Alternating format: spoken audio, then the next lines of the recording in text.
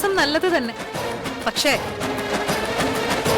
അധർമ്മത്തിന്റെ അടയാളവാക്യമായ നിന്റെ വംശത്തിന്റെ കഥ പഴയതായാലും പുതിയതായാലും ഫലം ഒന്ന് തന്നെയാണ്. ധർമ്മത്തെ മുറുകെ പിടിക്കുന്നവർക്ക് തിരിച്ചടികൾ ഉണ്ടാകും. പക്ഷേ അന്തിമ വിജയം അവരുടേതായിരിക്കും.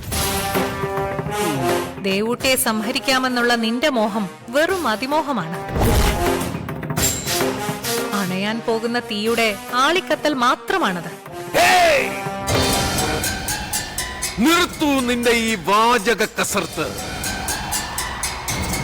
ഈ വാചക കസർത്ത് കൊണ്ട് ഈ ഘോരയുടെ ആത്മവിശ്വാസത്തിന് ചങ്ങലയിടാമെന്ന് നീ കരുതിയിട്ടുണ്ടെങ്കിൽ അത് നിന്റെ വെറും വ്യാമോഹം മാത്രമാണ് മായാജാലക്കാരി. വാചക കസർത്ത് നടത്തുന്നത് ഞാനല്ലല്ലോ, നീയല്ലേ? ശരി, നിന്റെ ആത്മവിശ്വാസം വ്യർത്ഥമാണെന്ന് അധികം വൈകാതെ നിനക്ക് മനസ്സിലാകും. ദേവൂട്ടിയുടെ രക്ഷയ്ക്കായി ഞാൻ നിയോഗിച്ച ഒരു ശക്തി ഭൂമിയിൽ അവതാരം എടുത്തു കഴിഞ്ഞു. ആ ശക്തി നിന്റെ അടുത്ത് തന്നെയുണ്ട്.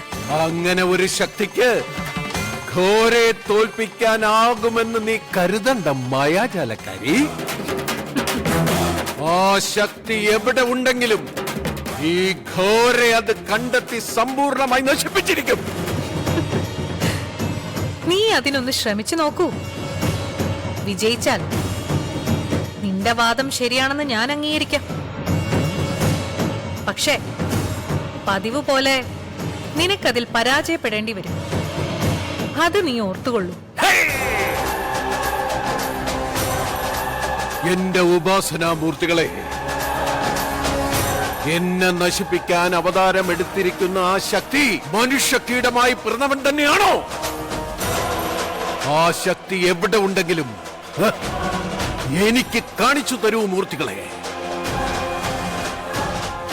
ഈ ദർപ്പണത്തിൽ അവന്റെ പ്രതിച്ഛായ കാണിച്ച് എന്നെ അനുഗ്രഹിച്ചാലും മൂർത്തികളെ.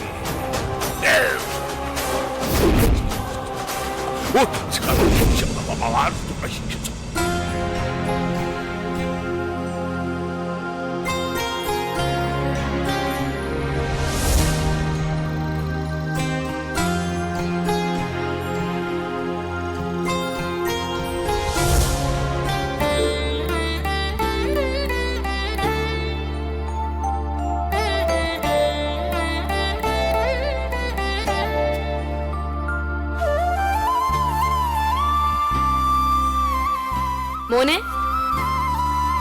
നീ നാമം ജപിക്കാൻ വരുന്നില്ലേ?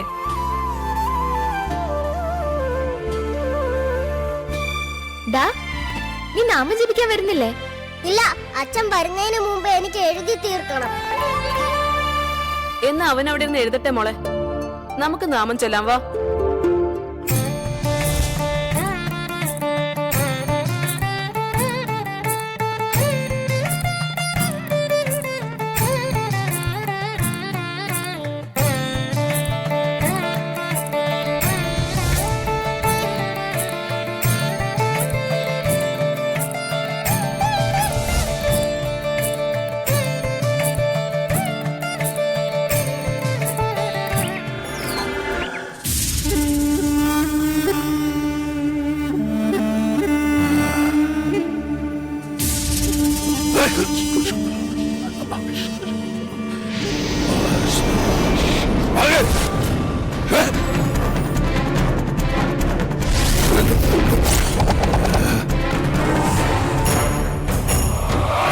ആരാണ് എന്റെ കാഴ്ചയിൽ കറുപ്പ് പകർത്തുന്നത്?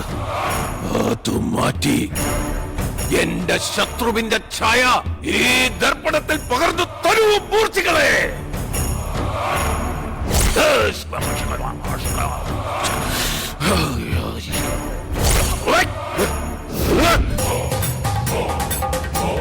എവിടെ എവിടെ എന്റെ ശത്രു? എന്നെ കാണിക്കില്ലെന്നാണോ? എന്റെ കാഴ്ചയിൽ നിന്ന് എന്തിനാ അവരെ മറക്കുന്നത്? ഇനിയും എന്റെ ശത്രുവിനെ കാണിച്ചു തരാൻ നിങ്ങൾക്ക് ഉദ്ദേശമില്ലെങ്കിൽ